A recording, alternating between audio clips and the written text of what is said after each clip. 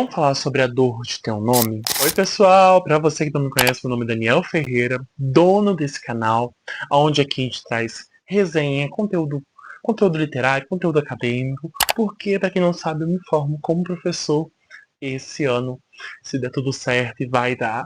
Então, dessa vez eu decidi trazer para vocês a resenha do livro Porco de Raça, do autor Bruno Ribeiro. E para quem está me ouvindo, eu vou descrever rapidamente essa capa desse livro. Para quem só está me ouvindo ou para quem não consegue ver, eu vou descrever a capa desse livro. Ele é um livro de capa dura, ele é da Dark Side, e tem o nome Porco de Raça, com texturas que lembram carne, partes internas, órgãos do porco, e tem o nome Bruno Ribeiro aqui embaixo, de branco.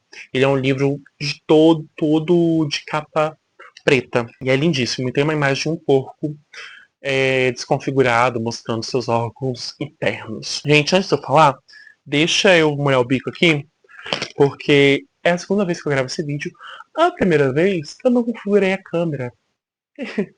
Então, tive que gravar pela segunda vez. Vou tentar falar tudo o que eu falei na primeira tentativa, que não deu certo. Vou tentar falar nessa vez aqui. Então, vamos lá. Vamos falar sobre o livro. Esse livro eu comprei com uma leva de livros que eu estava querendo dar uma atualizada nas minhas leituras. Então eu precisava comprar livros. E eu abri a Amazon e fui rolando. Botei lá livros de terror e fui vendo o que aparecia. E pela capa eu decidi comprar esse livro. Juro pra vocês. A gente sempre fala, não julgue o livro pela capa. Mas a capa desse livro fez eu querer comprá-lo. E eu tenho um hábito quando eu compro livros. E foi assim com o Mark Healy, o Rafael Montes, o do Pássaro Pintado, o do... Todos os livros que eu tenho, eu não pesquiso sobre o autor. Isso é bom por um lado, porque por muitas vezes os livros me surpreendem, mas por outro pode me frustrar bastante. Então eu não pesquiso muito sobre o livro porque eu quero ter a minha opinião, a minha visão sobre aquele livro, sobre aquela narrativa. Eu fui pesquisar quem era esse autor quando eu terminei de ler esse livro. E eu faço isso com todos os livros que eu leio. Depois eu dou uma pesquisada, dou uma olhadinha o que tá se falando na internet sobre o autor. E aí eu vou mais a fundo, né? Então, quando eu comprei esse livro, confesso que eu esperava, porque é que tá dizendo aqui atrás, né? Uma distopia visceral e repleta de horror sobre um país em eterno conflito. O que eu esperava? Que fosse... Gente, eu não vou lembrar o nome desse livro. Mas era um livro aonde também era uma distopia, aonde pessoas eram dadas como carne para consumo e os outros ainda tinham o título de humanos, de carnívoros. Eu não vou lembrar, mas se eu lembrar o nome, depois eu vou pesquisar, eu coloco o link aqui embaixo de compra dele, que é um livro maravilhoso também.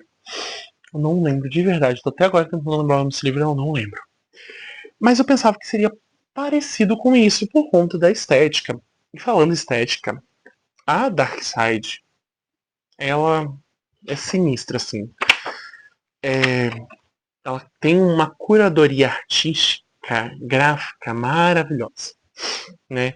Então o livro tem toda essa arte gráfica nessa coisa de respingos de sangue, textura, tons brancos. Não, o livro, assim, ele é muito bom em escrita e em arte. Ele é um dos livros favoritos, assim, do ano que eu li.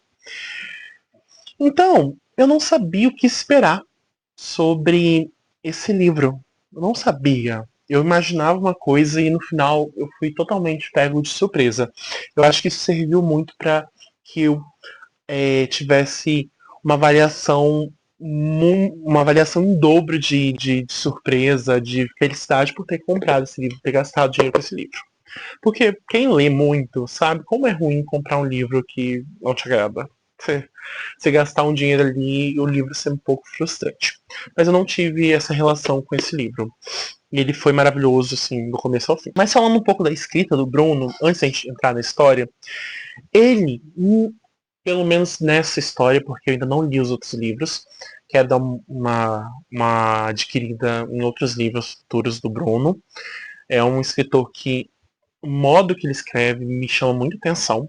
A única parte negativa é que todos os diálogos estão em aspas, então isso faz com que eu tenha um pouco de desprazer na leitura, mas isso é um critério extra, um ponto chatice meu, vamos dizer assim. Mas é uma das coisas que eu tenho como dizer de forma negativa sobre esse livro. Mas o Bruno, ele não utiliza de estereótipos para você construir o personagem. E quando começar a falar sobre a história, vocês vão entender um pouco melhor sobre isso. Ele não utiliza de estereótipos logo de cara para você ter essa visão do personagem. Por exemplo, eu não sei te dizer o nome do protagonista, porque não foi uma informação que eu precisei para poder entender sobre esse protagonista, entender sobre o livro. Eu não sei, não vou afirmar, mas ele não apresenta o protagonista pelo seu nome. Você não tem essa visão. Por exemplo, em Dias Perfeitos, Rafael Montes, você tem a Clarice, que é a mocinha da história, onde se Clarice vem de claridade, vamos supor assim, seria uma ramificação. Então você já imagina uma menina vívida, uma menina feliz, alegre, contagiante. E tem o Theo. Theo. Theo é um nome forte, né? É um tom fechado, né? Theo. Então você imagina que é um personagem fechado. Então os nomes são condizentes ao estereótipo, às características que o Rafael Montes quer trazer para esses dois personagens. E aqui você não tem estereótipo algum, a não ser o tom de pele. E isso foi o primeiro choque assim do livro, porque eu não esperava que ele ia trabalhar racismo nesse livro. Eu não esperava, eu juro para vocês que não era esperado isso por mim. Tanto que aqui na parte da sinopse, vamos dizer assim, do livro, na parte de trás, está dizendo aqui, ó. Um professor negro e falido é o que você tem de informação sobre esse personagem. Logo de cara é o que você tem de informação. Que ele é professor, que ele é uma pessoa de pele preta, uma pessoa negra, e que, com todo respeito, não é de forma pejorativa que eu estou tratando sobre racismo, sobre tom de pele. Ele é professor, uma situação de vulnerabilidade financeira, e ele tem um tom de pele preto. Ele é uma pessoa negra. E aí foi um choque. Porque eu não esperava que ele ia tratar com tanta profundidade e, ao mesmo tempo, trazendo o lúdico, com muitas aspas, para esse mundo, mas de uma forma tão real e tão visceral. E aí faz muito sentido quando ele coloca que é uma distopia visceral aqui atrás desse livro. Porque você sente a, na leitura. Porque eu não sofri preconceito, sou uma pessoa branca. Então eu não preconceito sim, mas eu não sofri racismo, peço perdão, não sofri racismo porque eu sou uma pessoa branca. Eu tenho privilégios por ser branco. Então, eu não tive contato com racismo a não ser o que o meu pai, né, meu padrasto, sofreu. Então eu não tenho essa visão de pele, sabe? Essa visão do toque do racismo, que dói, que machuca. Eu não tenho isso. Mas esse livro consegue me inserir nesse contexto. E por muitas vezes eu ficava com um nó na garganta, de emocionado, angustiado, sabe? Dolorido pela situação que o personagem protagonista está vivendo. Mas bom, vamos lá. Como que é a história desse livro? Basicamente aqui a gente vai conhecer. Deixa eu ver se meu microfone tá ligado ainda. Tá. Basicamente aqui a gente vai conhecer esse protagonista e a gente vê que ele tem uma situação de vulnerabilidade financeira. É tanto que ele está sendo. O primeiro capítulo mostra que ele está sendo. Que ele tem que fugir por conta que tem um cafetão batendo na porta, querendo matar ele, porque ele está devendo o sexo que ele fez com as prostitutas dele. Então ele tá fugindo da situação. E aí, quando ele foge, ele vai atrás do seu irmão, que ele tem um irmão que o próprio protagonista descreve esse irmão como o irmão higienizado, a pessoa higienizada, porque esse irmão se vendeu para ser branco. Como assim? Ele é um irmão que se deu muito bem financeiramente na vida, ele é um dono de muita muita propriedade financeira, ele tem um bom trabalho, ele tá num cargo político, ele se embranquece, ele apaga a sua identidade negra, preta, para se embranquecer e ser passável. Ele não faz um tratamento de pele para ficar com a pele branca. Ele continua uma pessoa de pele preta, uma pessoa negra, mas ele se molda a costumes eurocentrados, a costumes que são dados como finos, como requentados. Então isso é muito louco. Deixa eu só ver se minha câmera tá gravando, gente, que hoje eu tô no medo disso não tá gravando. Tá gravando sim. Então, ele se molda, ele alisa o cabelo, ele tenta fazer procedimentos estéticos para apagar traços que remetam a uma pessoa preta, uma pessoa, né, um nariz um pouco mais largo, uma boca mais protuberante, esses pontos característicos. Ele vive extremamente arrumado desde muito novo, e aí a gente começa a conhecer um pouco da família do nosso protagonista, que é essa família que luta por viver de aparências. E é muito doloroso porque fala que o pai desse protagonista traía a mãe, mas a mãe aceitava porque estava com dinheiro, estava indo em situações de high society, estava inserido em meios que ela não poderia ser inserida por conta da cor da pele. Então a gente vê o quão o racismo bate na porta, o quão o racismo é presente dentro dessas estruturas familiares, principalmente a do nosso protagonista. Então ele vai pedir uma ajuda para o irmão, uma ajuda financeira, e esse irmão sempre tem esse ar debochado, esse ar de eu sou superior a você porque olha o que eu conquistei, olha o que você não conquistou. Então é muito doloroso a gente perceber esse trajeto do nosso protagonista, que por ele ter sido professor, e isso não ser um apoio da família desde o início, quando ele tentou ser. Quando ele disse, né, verbalizou que ele queria ser professor, que ele estava cursando licenciatura, ele demonstra essa insatisfação da família dele dentro dessas circunstâncias. Então, a gente vai percebendo que essa figura menosprezada, como posso dizer, essa figura marginalizada é inserida desde o começo da infância do nosso protagonista. Quando o nosso protagonista tem um momento na fase de pré-adolescente, adolescente, que ele decide aceitar o Black Power dele. E a família trata ele com desprezo. Então a gente vai começando a perceber que a vida do nosso protagonista foi menosprezada desde o começo. E dentro do âmbito familiar. Então é uma dor que é constante. Por isso que acredito eu que o Bruno Ribeiro não quis nos apresentar um nome, pra gente não ter esse estereótipo, sabe? A gente não criar um estereótipo, como que é na questão da duplinha, ninguém sai vivo daqui, e ninguém vai te ouvir gritar. Eu já fiz vídeo, tá aqui no card. Ali a gente tem apresentar de dois personagens, que é o Calvin e o Adrian. Então, por conta dos nomes, a gente já traz uma versão americanizada. A gente já pensa numa pessoa que mora nos Estados Unidos, e a gente já pensa no estereótipo, que muitas vezes é um estereótipo preconceituoso, é um estereótipo taxado. Um estereótipo. Então a gente pensa nisso. A gente tem essa criação semiótica em relação a isso. Então, aqui a gente não tem. A gente vai construindo ao longo das histórias. Quando tem essa parte com o irmão, aí sim eu consigo ter uma visão do irmão. E é uma visão triste. É uma visão de uma pessoa que tanto que ele fala que o irmão segue o espaço do pai, trai a esposa, tem diversos casos, né? Então, tenta manter tudo que o pai construiu e construiu nessa branquitude. E é muito doloroso isso. É uma disparidade real, né? É uma disparidade real. Deixa eu só aqui molhar o bico de novo. E aí, a gente vê. Acontece dois momentos, que eu vou chamar um que ele foi raptado, onde acontece uma situação que agora eu não me recordo tão bem, mas ele é raptado e ele é dado como padre. Ele cai numa vila e ele é dado como padre nessa vila. E nessa vila, ele é tratado como padre e ele é convidado a exorcizar uma garota. E ali a gente percebe a questão da exploração sexual e do abuso sexual feminino. Onde nessa vila é muito comum as mulheres serem violentadas sexualmente.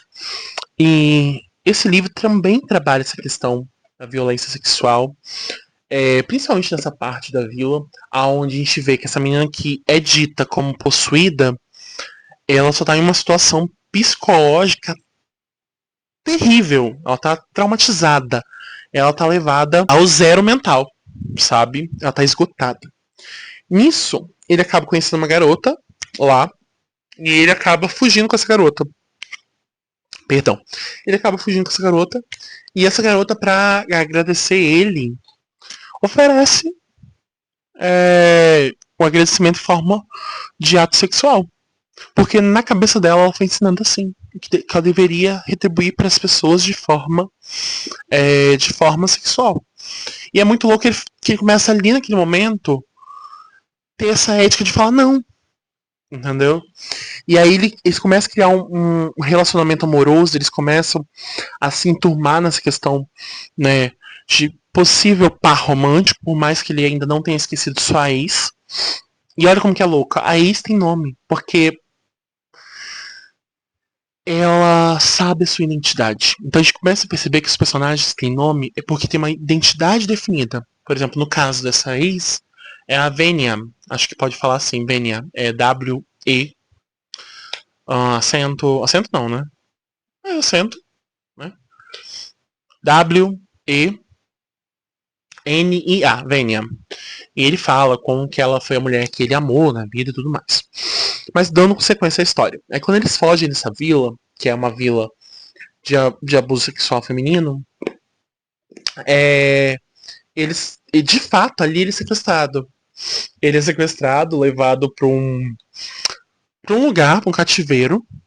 E aí começa a fazer sentido com o título. Porque esse título Porco de Raça, igual eu falei pra vocês, eu associei que seria alguma coisa que tivesse a ver com Saboroso Cadáver, lembrei o nome do livro. Achei que teria a ver com Saboroso Cadáver, mas não. Ele é mantido nesse cativeiro até que ele descobre que ele tem que lutar pela vida dele. E no começo ele fica relutante, ele decide que não vai lutar, que ele vai morrer com dignidade, mas ele percebe que isso não vai adiantar de nada, que ele tem que lutar. Então ele luta, ele perde, ele ganha, ele ganha, ele ganha, e com isso ele vai ganhando fama. E nesse momento que ele decide lutar, ele ganha uma máscara de porco e ele é intitulado como Porco Suíço. E aí ele ganha um nome. Por isso que eu falei no começo desse vídeo sobre a dor de ter um nome. Então quando ele ganha esse nome, ele começa a sentir alguém. Porque desde o começo ele foi ensinado que ele deveria trabalhar com reconhecimento. Que ele deveria ter fama. Que ele deveria ter polidez. Para poder ter essa fama. E tá certo que com ele ser polido, com ele ser esteticamente branco, ele ganharia vez e voz. Deixa eu conferir se a câmera tá gravando de novo. Tá gravando. E como ele luta com uma máscara, a gente pode fazer essa associação de que ali as pessoas não veriam, de fato, o seu tom de pele. É muito louco, né? Você pensar que como uma literatura consegue uma literatura que é dada como terror, como horror, trabalha tão bem a realidade. É louco pensar nisso, mas é a mais pura verdade. É claro que de uma forma. Eu esqueci a palavra, gente. Hoje minha cabeça não tá muito boa. Mas não é lúdica. É fantasiosa. Né, é horrenda. Mas consegue trabalhar. Então o porco suíço ali, ele já ganhou um nome. Então a gente vai trabalhar como porco suíço a partir de agora. Ele ganha esse nome e ele começa a se sentir foda por conta desse nome. Ele começa a se sentir grande por conta desse nome. E ele começa a se sentir grande, grande, grande. Ele começa a querer lutar mais porque ele tá conseguindo mais reconhecimento.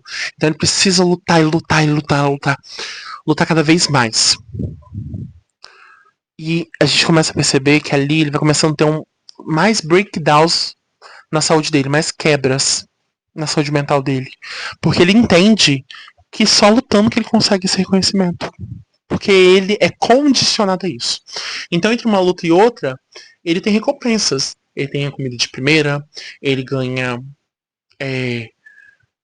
coisas, né? Ele ganha favores sexuais, ele consegue ter mulheres e homens à sua disposição para questões sexuais, para diversas situações.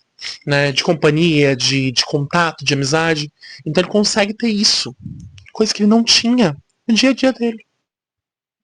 Sabe, porque ele é uma pessoa sozinha. Tem situações que ele fala que ele era uma pessoa tão, mas tão sozinha. E eu acho que essa parte foi uma das que embrulhou meu estômago. Que só quando ele pegava várias pessoas, ele começou a se sentir parte de uma sociedade. Porque ele gozava e ele tinha vitória. Então ele tinha momentos de prazer para além de momentos de dor. Então a gente começa a perceber que ele vai ganhando, ganhando, ganhando e essa quebra mental dele acontece onde ele retira essa máscara em uma luta porque ele estava perdendo, ele retira a máscara. Como não é como um protesto, eu não acho que seja de uma forma de protesto, mas é uma forma de topo tudo. E ali ele é retirado da luta, ele recebe um pino na coluna e nesse momento a gente é transportado para o passado dele. Então ali a gente vai começar a ter um pouco mais da história dele. Então a gente vê que ele sofreu bullying na escola por conta do tom de pele dele, por conta do cabelo dele. A gente vê que a mãe dele era uma mãe narcisista, era uma mãe que só precisava de dinheiro, dinheiro, dinheiro, dinheiro para ela tanto faz os filhos, desde que os filhos fossem higienizados, fossem brancos, entre aspas, fossem brancos. Deixa eu conferir a câmera, gente, que eu estou receoso agora. Vou deixar assim, acho que vocês não vão se incomodar tanto, que é mais fácil só olhar para trás. Então, desde que fossem polidos e esteticamente aprovados pela sociedade, estava tudo certo, estava tudo ótimo. E o pai não se importava tanto com os filhos porque tinha amante, tinha outros compromissos, tinha que tocar o trabalho que ele trabalhava. Então, a gente começa a perceber que desde a avó dele, tem uma passagem dele com a avó, onde ele fala que ele nunca foi amado pela avó. A avó amava o outro porque o outro era a expectativa que a família sempre teve sobre ele. Então, a gente vê que esse livro fala do racismo, mas também fala sobre expectativas e frustrações. Que as expectativas fuzilaram ele. Porque de tanto ele viver com essas expectativas, ele não conseguiu alcançar, nem mesmo na profissão. Quando ele pensou, vou ser professor e eu quero fazer algo pelos outros, vou dar aula para pessoas necessitadas, vou poder ajudar o mundo. Ele é menosprezado pela família dele, porque a família dele não reconhece isso como algo positivo, porque ele não tá lucrando. Ele não tá tirando dinheiro. O professor não é bem remunerado. E aqui é uma parte que me conecta muito, porque a gente tem essa visão de que o professor ganha muito bem. Claro, tem situações e situações. Mas é uma profissão tão difícil.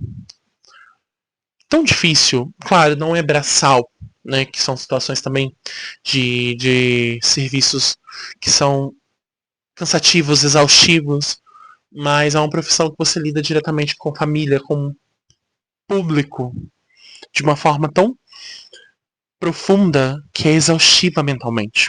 Por isso que tem diversos professores que estão com saúde mental de forma prejudicada, estão em tratamento de saúde mental. Mas bom, a gente vai vendo essa questão da passagem dele com a avó, aonde a avó fala que ama o outro irmão dele, né?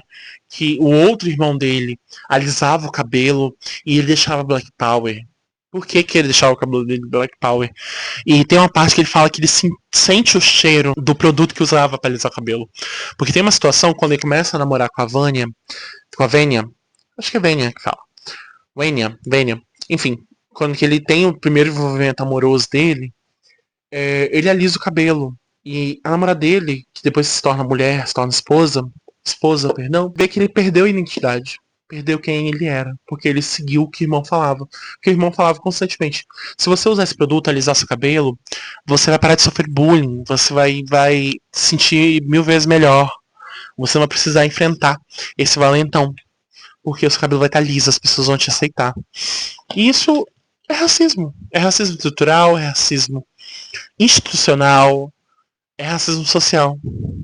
É todas as subvertentes do racismo tá descrito nesse livro. E muito bem escrito. E através desse pino que é colocado na coluna dele, a gente é transportado para o passado, a gente começa a entender um pouco mais esse personagem. Por mais que o livro seja presente constante, o Bruno Ribeiro, ele consegue dividir muito bem o que é passado, no passado, o que é presente no presente e a parte futura do livro. Ele consegue trabalhar essa questão temporal de uma forma muito, mas muito positiva, muito fácil. E aí a gente vai ver que ele é colocado para, vamos fechando a história, né?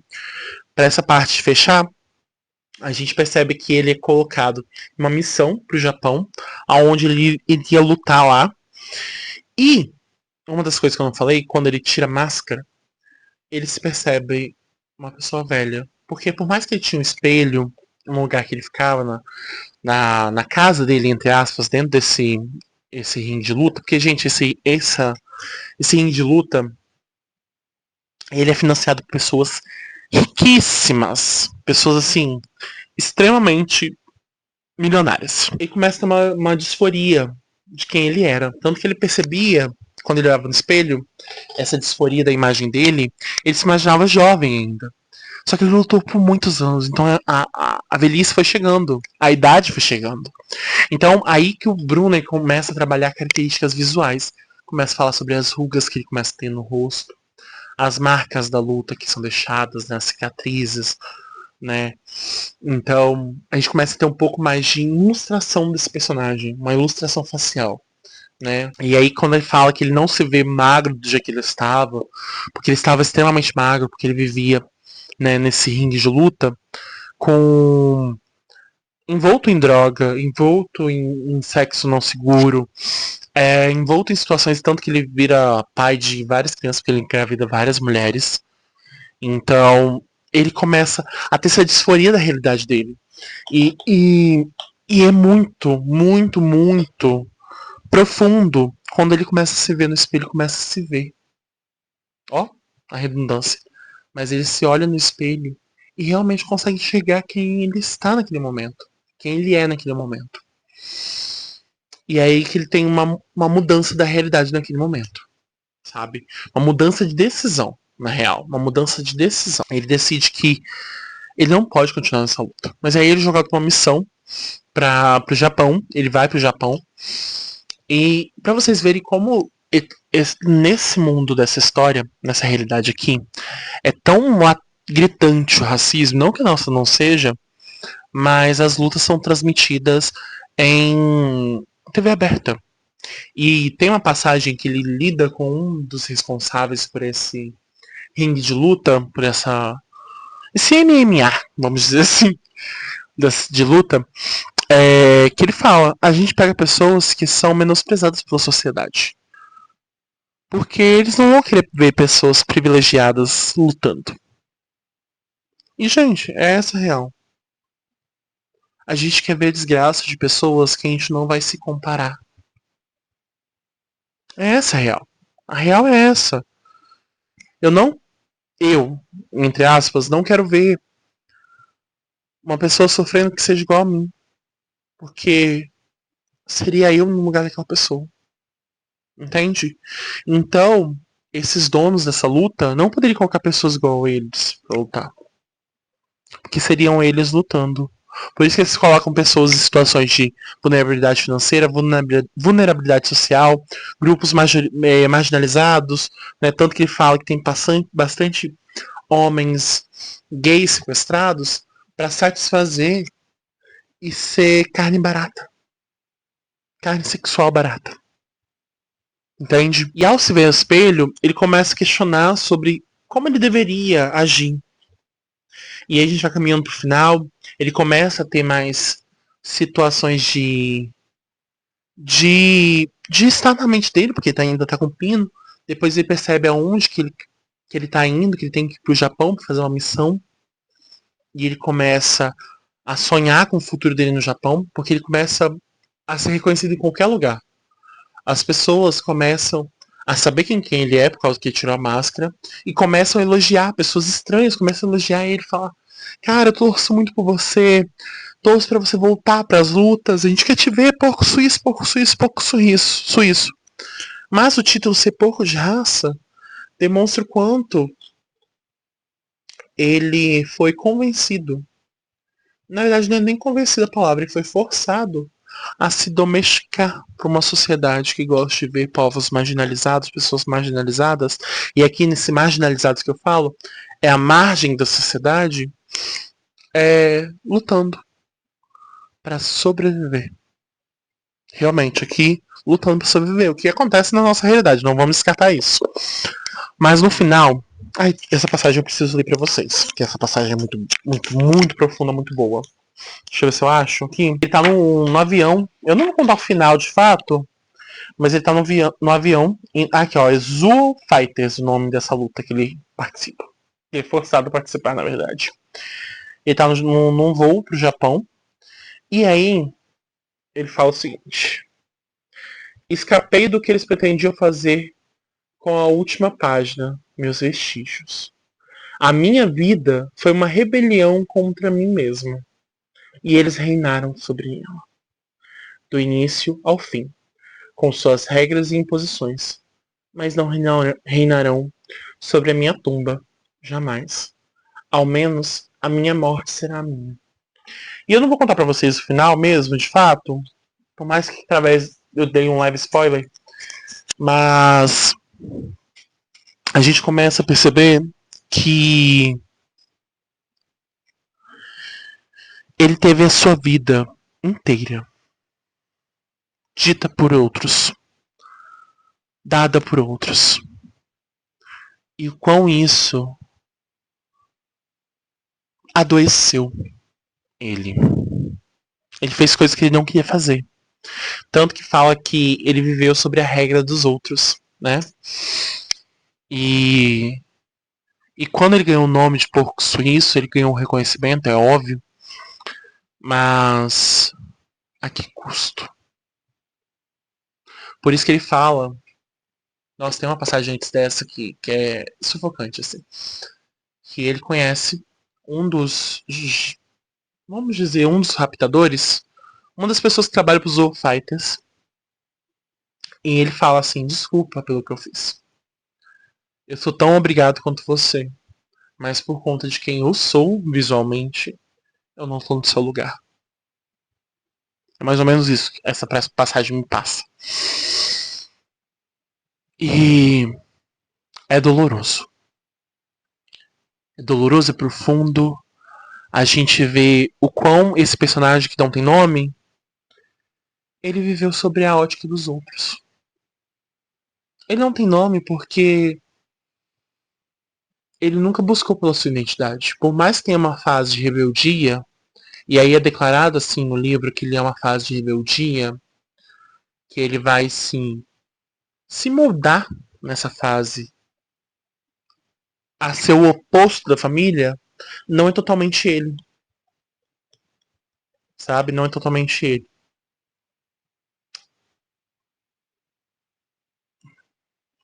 Leia esse livro. Eu vou deixar o link de compra aqui embaixo. Se você quiser ir através dessa minha resenha, você tenha gostado bastante. E você queira ler e descobrir um pouquinho mais sobre Porco de Raça do Bruno Ribeiro. E vamos fazer um de 0 a 5 estrelas. E com certeza esse livro é 5 estrelas. Eu não teria outra nota para dar para esse livro. É um livro que é rápido de ler, tem uma linguagem muito fácil. Muito. Ele utiliza de recursos gráficos, como eu falei com vocês. Ele utiliza de recursos gráficos, mas como um complemento. Não é o fundamental. As brigas, as lutas, as cenas violentas não é o ponto principal do livro. É discutir o racismo. De uma ótica de um autor de um autor negro, que eu com certeza quero comprar mais livros dele. Sabe? Bruno Ribeiro tem uma escrita fácil, gostosa de ler para quem gosta de horror, terror, suspense. E pô, Darkseid é capa dura, é um livro assim que faz jus a tudo que foi empenhado para ter essa tiragem de livros. É um 5 estrelas com certeza. Então é isso, pessoal. O vídeo vai ficando por aqui. Eu espero que você tenha gostado desse vídeo. Se você gostou, deixe o gostei aqui embaixo. Se inscreva no canal caso você não seja inscrito. Eu tenho Instagram e Twitter. Os links estão aqui embaixo. É só você clicar que você vai ser direcionado para a página das minhas outras redes sociais. E, além disso, o box de comentário tá liberado para você ter uma conversa gostosa comigo, tá bom? Então se cuidem, até o próximo vídeo. Um beijo e tchau!